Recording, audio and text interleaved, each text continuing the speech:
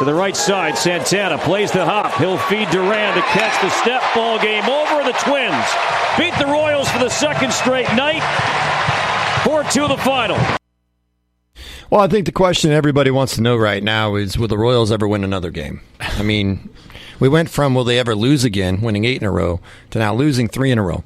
How many times do you see it? A team is red hot, they win a whole bunch, they lose 1. It's almost like a hangover from a winning streak. Mm-hmm. I won 8 in a row. Ooh, look at the ground we gained in the standings. I lost 5 in a row, gave it right back. Although, in the division the Royals are in, they gained 0 ground during their 8-game winning streak. Did you know that? Yeah. That is very, very rare. Welcome to Sports Ticket, brought to you by Kiefer Brothers Automotive in Beloit. Your home for fast, friendly auto repair. The Royals do lose to the Twinkies last night in Minnesota. 4-2 was the final. Twins scored 2 in the first, another in the fourth. Royals rallied, made it 3-2, and had a shot in the 9th inning. A double from Salvador Perez, a single from Adam Frazier, but Darren Blanco was caught stealing. MJ Melendez, who has struggled all year long, struck out. And Nick Lofton grounded out, and the Twins have won 6 of the last 7. They've been extremely streaky this year. They had a 9-game winning streak, I think it was earlier in the year. Cole Reagans wasn't bad. It wasn't his top night of pitching, but he still pitched well enough to keep the Royals in it. He's 4-4 on the season. Matt Cuchero, manager of the Boys in Blue, on Reagan's performance. They got to him early. He got in some bad counts. The 3-0 count to Correa kind of set up the whole inning, but threw the ball really well, managed it after that. It's 30 pitches in the first and was able to get through 5 with 3 runs on the board. So wasn't bad. Wasn't his best outing of the year for sure, but he worked really hard to keep us in the game. Well, and he did that, and the Royals, for the second straight game, rallied and nearly was able to get it done on the road against Minnesota. Good news is the Royals have their ace coming up, Seth Lugo. He's 8-1, ERA at 1.74. If there's ever a time for a guy to be an ace, it's now, because if you have an ace, that's why you usually don't have these long losing streaks. The Royals haven't had a number 1 ace for a while, but Lugo has been that guy this year, and Reagans has the potential to be. Brady Singer's been very good this year. Royals have lost 3 in a row, 34-22 on the season. Game 3 of the 4-game series of the Twins, who are 30-24, 6:40 tonight. And once again, it's Seth Lugo that will try to stop that losing streak that the Royals are facing right now. Looking at the Major League Baseball standings, the Royals do not lead their division. And here's a crazy, interesting thing. They're 12 over 500, and the last 3 or 4 years, that would automatically put them first in the AL Central. Believe it or not, the team with the best record in the American League is the Cleveland Guardians. They're better than the Yankees now. The Guardians have the best record in baseball. They've won 9 of their last 10. They have the best record in the American League, I should say. But they're right there. They're only a half a game behind the Phillies for the best record in all of baseball. If the Royals were in the AL West, they would have a 2-game lead. No, 4-game lead. They'd be up 4 games in the AL West. If they're in the NL Central, the Royals would be up 3 games. If they were in the NL West with the billion-dollar payroll Dodgers, they'd be a half game out of first. What does $1 billion buy you? Which, okay, it might not be $1 billion, but there's tons of money the Dodgers have in their payroll, and they're only a half a game better than the Royals, who have a much lower payroll, which I think is interesting and cool. So right now, you look at Major League Baseball, Yankees have a 1.5 lead over Baltimore. The Royals are 3.5 behind the Guardians. The Rangers are 3.5 behind the Mariners in first in the AL West. The Rangers are 26-29. They're in second. The Phillies have a 5-game lead over the Braves, who lost Ronald Acuna, who's one of the best players in baseball. Second time in his career he's had this horrible injury. It's just absolute shame. He's torn his ACL. He's out for the rest of the year. But when he got hurt the last time, the Braves won the World Series. Mm-hmm. Brewers have a 3.5-game lead over the Cubs in the NL Central. Cardinals starting to come on. They won 8 out of 10. And the Dodgers have a 5.5-game lead over the Giants and the Padres, which leads me to an interesting thing I discovered today. Have you heard of Jeremiah Estrada? I have not. Well, you better start paying attention. Jeremiah Estrada in November was a waiver claim. He was outrighted by the Chicago Cubs, given up on. Last night, he came in and struck out all 3 Florida Marlins or Miami Marlins he faced in the 9th inning. They were his 11th, 12th, and 13th consecutive strikeouts. He has faced 13 straight batters. He struck them all out. That sets a record that spans at least the entirety of the expansion era. That's right. A guy that was given up on is now striking out every batter he faces. Why was he let go? Well, the Cubs let him go because he walked 38 batters in 39 innings in AAA in the majors a year ago. Padres quickly jumped all over, got him. He has an upper 90s fastball, a tight slider, a split-fingered changeup that's called a chitter. Say that carefully over the radio. And he struck out 5 straight Reds to end his outing on Thursday, struck out 5 straight Yankees on Sunday, and then he struck out the side last night in a 4-0 win over the Marlins. The guy is literally unhittable right now. Can't even put the ball in play. So it's about control. Yes, and he's figured it out. Yeah. But a guy with that electric stuff, you wouldn't think you'd give up on a guy like that. Yeah. But maybe I didn't check how old he is, but yeah, that's pretty amazing stuff. All right. We'll be back with K-State in Focus in 30 seconds. Also, the NBA Finals are not set. A lot of people thought it would be after last night. The NHL Stanley Cup Finals, we're getting close to finding out who's going to play who for the Stanley Cup. And Major League Baseball is going to officially incorporate Negro League statistics into their historical records today. We'll discuss that. French Open if we have time. I'm Elijah at Kiefer Brothers Automotive in Beloit. Hot weather is here. Is the air conditioning in your vehicle nice and cold? If not, we can help. We have the training and equipment to service vehicle AC systems of all types, including the new refrigerant and late model vehicles. We offer same-day service on air conditioning with no appointment necessary. So don't sweat it out. Give us a shout. Fast, friendly service for your air conditioner can be found at Kiefer Brothers Automotive, just south of the courthouse in Beloit, or on the web at KieferBrothers.com.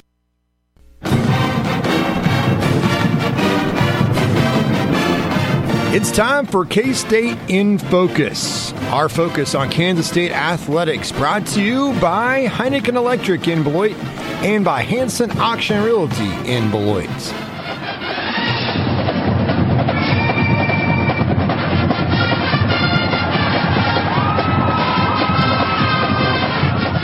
And welcome back to the Sports Ticket, brought to you as always by our good friends over at Kiefer Brothers Automotive, your home for fast, friendly auto repair. Hey, it's going to get hot here very soon. You need to make sure your air conditioning is working in your vehicle.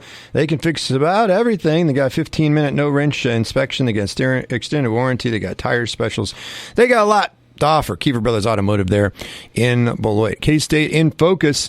The K-State baseball team, despite being just 500 in conference play, a 15-15, 32-24 overall, and despite going just 1-2 in the Big 12 tournament, made the NCAA tournament, which why shouldn't they? If 4 teams to SEC can be 13-17 in conference, why can't K-State?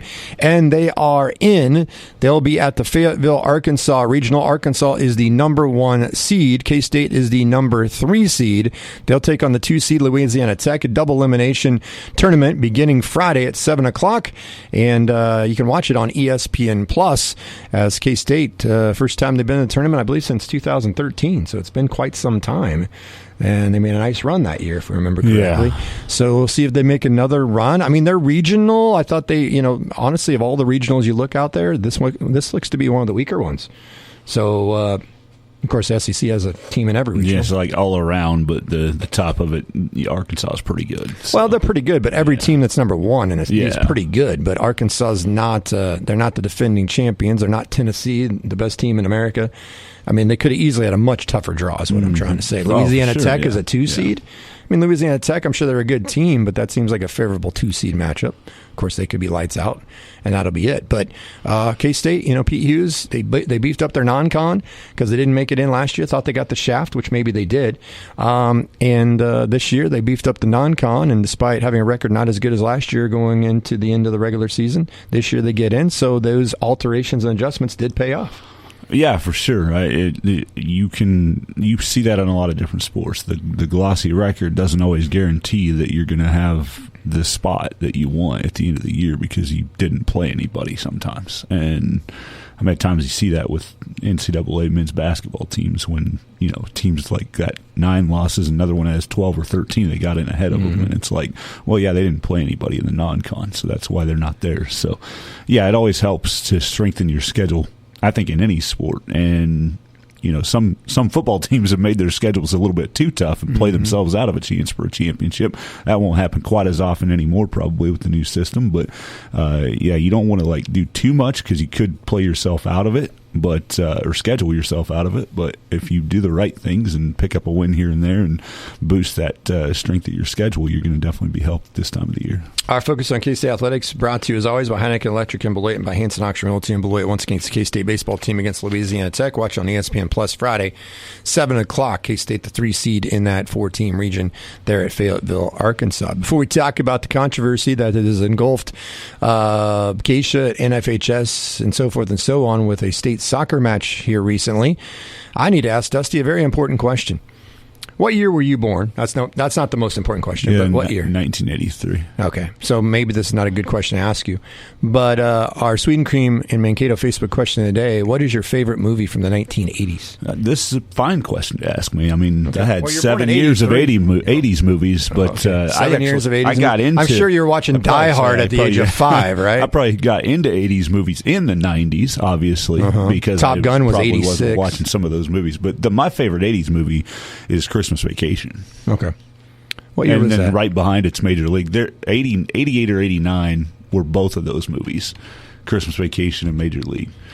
So I never thought of Major League as an 80s movie for some reason. Yeah. I always think it was early 90s, but that changes my thinking a little bit. But anyway, my question today on our Facebook page, what is your favorite movie from the 80s? Dirty Dancing, Field of Dreams, Footloose, 16 Candles, that's my wife's favorite. Mm-hmm. Back to the Future, Indiana Jones, Police Academy, Gremlins, Rain Man, 9 to 5, Top Gun. My dad was awesome in that one. E.T., Back to the Future, Footloose, Stripes. These are all great movies, by the way. But the reason I put this as a Facebook question today is recently they had surveyed about 2,000 adults and Americans who are old enough to remember the movies from the 80s. And I don't know if I've told you this before. Do you know the number one movie from the 80s according to this poll? Their favorite movie, Americans? Top Gun? Nope. Man. It's some Star Wars movie or something like that? Nope. No. I already mentioned it. Die Hard. Nope. Ferris Bueller's Day Off. Nope. Back to the Future. Nope. I'm just like reading all that. I'm trying to remember the ones that you already said. It's also the one that's been mentioned the most in our answers today as well on Facebook. And I think it's because the guy was a very handsome dude. Oh, man. Field of Dreams. No. You ever heard of a guy named Patrick Swayze? Oh, yeah. Dirty Dancing. Dirty Dancing. Dirty Dancing, number one, according to this poll, and from 1987. Number two, Back to the Future. Yeah, Back to the Future. That's one of my favorites. I'll just watch Back to the Future, and I'm like, I wish they still made movies like this. I agree. Like, it's a fun movie. Yep. And they just don't make them like that. No, they don't anymore. I even liked the sequels. I thought the Wild West one was a little bit out there, but I liked the sequels are still entertaining to me. E.T., that's a classic from '82. I wasn't a big fan of E.T., but I got it. It's different, kind of a sci-fi. Top Gun, one of my favorite movies of all time. Number 4. Die Hard's one of my favorites. Is number 5. Terminator 6. Raiders of the Lost Ark 7. You mentioned Star Wars 8. Ghostbusters. We haven't even mentioned that one. 9. Aliens 10. The Goonies 11. The Shining was 1980, so it falls here number 12. Rain Man 13. Indiana Jones 14. Airplane is a classic from 1980. That's 15. Another Star Wars movie at 16. Blues Brothers at 17. Blade Runner 18. Fatal Attraction 19. Gremlins 20. Here's one that I like. The Karate Kid 21st. Batman 22nd, Beetlejuice, and there's a remake of that now coming out soon. That's 23rd. 24th was Little Mermaid. 25th, Big. Remember that one with Tom Hanks? The Breakfast Club, 26th. I'm surprised that's that low. My wife's two favorite movies are, there's 3. And she apparently likes Molly Ringwald. But her favorite movies are, I don't know in any particular order, but I think 16 Candles and Pretty in Pink. And then she's always loved The Breakfast Club as well. That's 26. When Harry Met Sally, 27th. Stand By Me, 28th. Scarface, 29th. This one to me is way too low. Ferris Bueller's Day Off is 30th. Wow. That's a bunch of baloney. Yeah. Like some of these are, I don't know if you would call those cult classics, but I think Ferris Bueller's Day Off and Breakfast Club are way higher in the realm of what I see on social media. I agree. Than where they're at on this list. 31, A Nightmare on Elm Street. I was going to say, where's A Nightmare on Elm Street at? 30.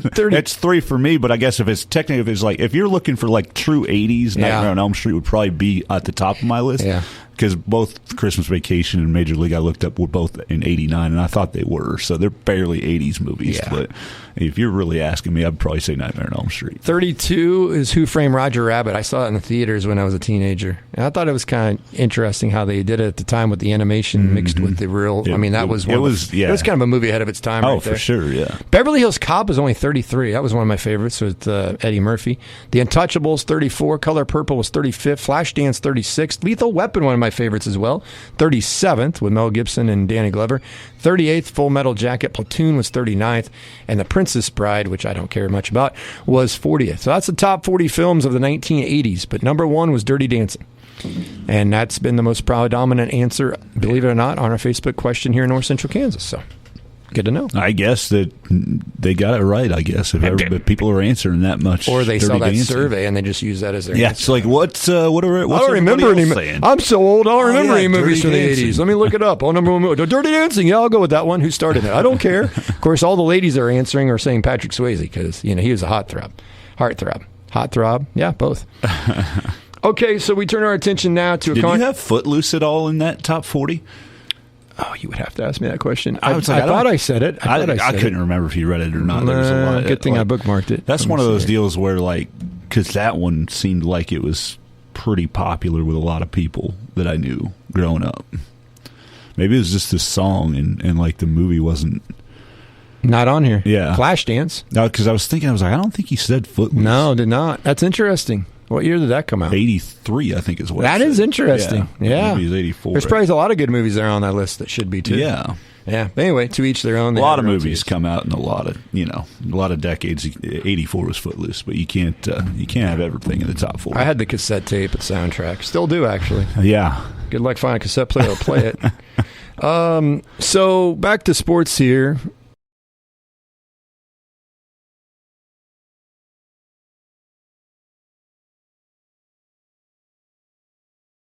Okay, let's go to the NBA real quickly here. Basket will not count. And Minnesota wins at 105-100. We'll see you in Minneapolis. That's right. Charles Barkley said it's a sweep, a wrap. We will see you next year. Well, he's got to go back to Minneapolis. I love how the guys, and people get things wrong all the time. I get it. But, and this is one thing I'll say that I didn't like what Barkley said, but he does it for shock value. So that makes him not any different than some of the talking heads from time to time, even though I like Barkley and I think he's blunt and honest and this and that.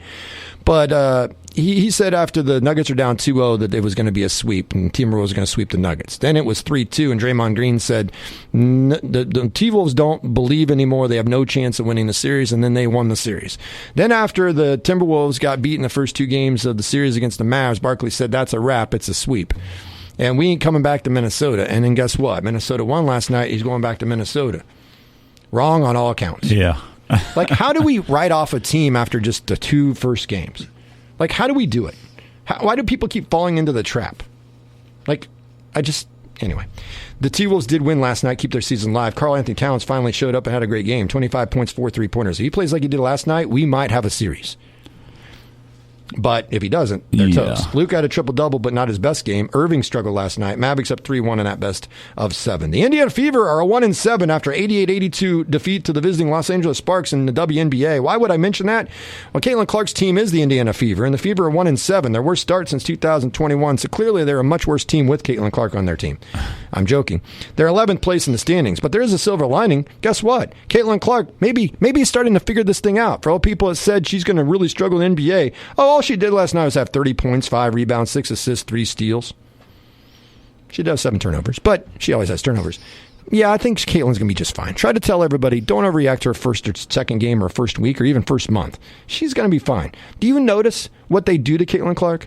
No other player gets treated this way at the NBA or WNBA level. It's the ultimate respect, and she's played 8 games in her professional career. They face guard her 90 feet from the bucket. Mm-hmm. Last night, did you see what happened in this game? This is the ultimate respect, and she's a rookie. And Michael Jordan was never treated this way. LeBron James never treated this way. Kobe Bryant. Nobody in the history of the game that I'm aware of has been treated this way. And it's fair. It's in the rules, and there's nothing wrong with it. It's a gigantic compliment. It's got to be frustrating as a player. But imagine you're a basketball player, and you have somebody in your face all night long, every single place on the court, even when you catch the inbounds 93 feet away from the other bucket. Last night, how are they so caught up in Caitlin Clark, the opposition? Last night, the gal guarding Caitlin Clark had 2 free throws. Caitlin Clark is beyond the three-point line, watching the free throws, right? So the opposing player is at the line. 2 free throws. She makes the first, forgets she has a second, immediately face guards Caitlin Clark. That's the ultimate respect. Yeah. The woman face guarded for 94 feet all game long, just scored 30. But I don't know if she's going to make it.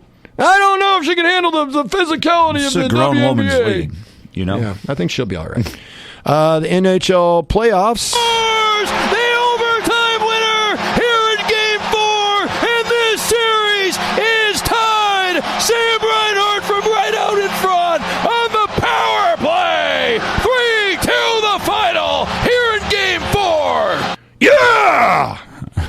Panthers, not the Carolina Panthers, the Florida Panthers beat the New York Rangers Game 4 last night. That series now tied 2 apiece. Game 5 Thursday night in New York. Stars have a 2-1 lead over the Edmonton Oilers in the Western Conference Finals. Puck drops for Game 4 tonight at 7:30 on TNT. Major League Baseball will officially incorporate Negro League statistics into Major League Baseball's historical records today.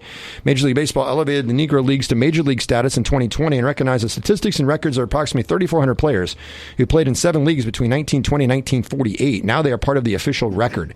Rob Manfred, the commissioner of Major League Baseball, said in a statement, "We are proud that the official historical record now includes the players of the Negro Leagues. This initiative is focused on ensuring that future generations of fans have access to the statistics and milestones of all those who have made the Negro Leagues possible. Their accomplishments on the field will be a gateway to broader learning about this triumph in American history and the path that led to Jackie Robinson's 1947 Dodger debut." As a result of today's integration, Negro Leagues legend Josh Gibson is now the all-time leader in career batting average at .372, beating out Ty Cobb's .366. Slugging percentage, Josh Gibson now has the all-time record of .718, beating out Babe Ruth's .690. And OPS, 1.177, now all-time leader is Josh Gibson, beating out Babe Ruth's 1.164. So Josh Gibson now is the new single-season leader in 3 categories. And now they're the new leaderboards because they've integrated the Negro League statistics with Major League Baseball statistics. Your thoughts? Yeah, I think it's right. There's some people that are commenting on it that have no idea what the Negro Leagues actually was and how good the players were in that league, in those leagues and those teams. And then one of the things that I thought was very interesting that somebody said is the AL and NL didn't play against each other for a long time. So they're not separating AL and NL records. It's all Major League Baseball records. They weren't all playing the same teams, same competition that whole time. And I thought that was a pretty astute observation by that comment that I had seen. It's we didn't get interleague play until the 90s, except for the World Series, right? And so it's you can complain about it all you want. Somebody said it's like the CFL and NFL combining stats, and then somebody else was like, yeah, but in this case, Major League Baseball is the CFL, right? Because the Negro Leagues had such talent and such talented players. I mean, if you've been to the museum in Kansas City, or when Phil Dixon, I think was his name, when he came to Beloit and talked about it, I mean, you could tell all of these people, all the athletes and all the talent that they had, and it's not a situation of they just weren't picked up by anybody. They were not allowed to play in Major League Baseball. So It's a whole different can of worms than the CFL, who are basically NFL rejects.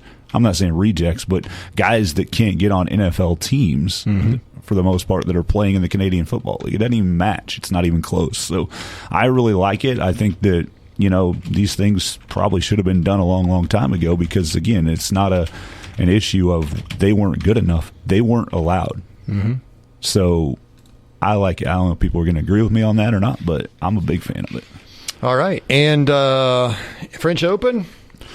Nothing crazy happened yesterday, one of the best ever getting beat out in the first round. But, it's no top 10 upsets yesterday. Men's side, Novak Djokovic, straight set win. Casper Ruud as well. Novak, obviously, number 1 seed and probably the favorite, obviously, now with Nadal out. And if he even had a chance because he's coming back from injury, he didn't. But Then on the women's side, Sabalenka, Rabikina, Kinwin, Kasatkina. Nobody knows those Yeah, players. just move on. North Central Kansas. They're all top 10 players. They won. Just trust Dusty that all the good players won. RolandGarros.com. You can find all the results if you're interested in it. Perfect. Well, I tell you, I must say, I feel pretty good about things today because my name's not Toby Moore. State, regional, and national sports talk on your schedule. The Sports Ticket Podcast. Subscribe via Apple, Google, and TuneIn Podcasts or sunflowerstateradio.com.